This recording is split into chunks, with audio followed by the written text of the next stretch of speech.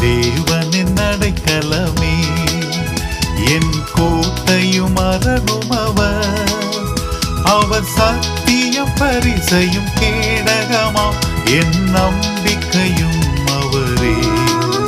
அவர் சத்தியம் பரிசையும் கேடகமாம் என்